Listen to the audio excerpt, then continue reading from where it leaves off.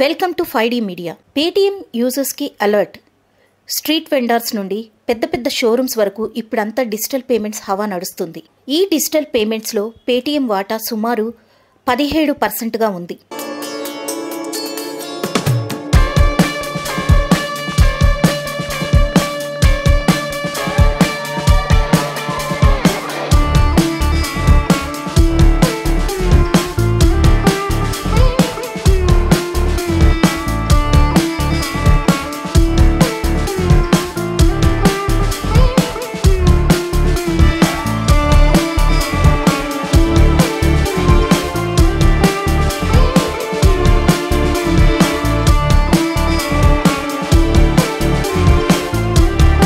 తాజాగా RBI Paytm payment bank పై ఆంక్షలు విధించింది.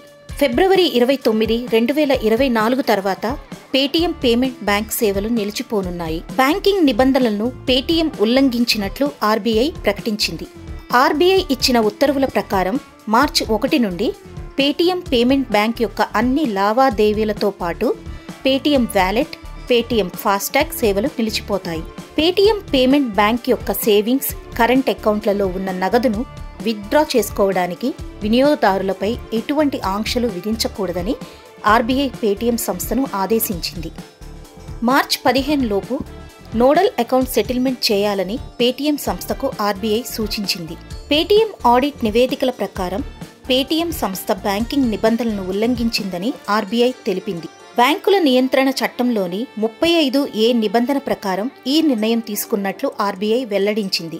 ఆర్బీఐ నిర్ణయం ప్రకారం ఫాస్టాగ్లో ప్రస్తుతం ఉన్న బ్యాలెన్స్ని మార్చి 1 తర్వాత కూడా వినియోగించుకోవచ్చు.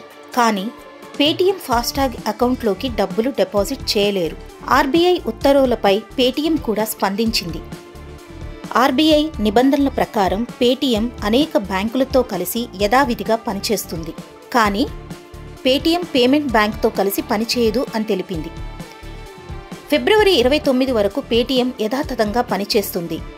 కానీ మార్చి 1 తర్వాత Paytm wallet, Paytm payment bank అకౌంట్లో డబ్బులు జమ చేయాలి. పేటీఎం యాప్ థర్డ్ పార్టీ బ్యాంకులతో అనగా ఎస్బీఐ, ఐసిఐసిఐ, హెచ్డిఎఫ్సి మొదలైనటువంటి బ్యాంకులతో అనుసంధానం చేసి ఉన్నట్లయితే పేటీఎం యాప్ వినియోగించి యూపీఐ ద్వారా ట్రాన్సాక్షన్స్ చేసుకోవచ్చు.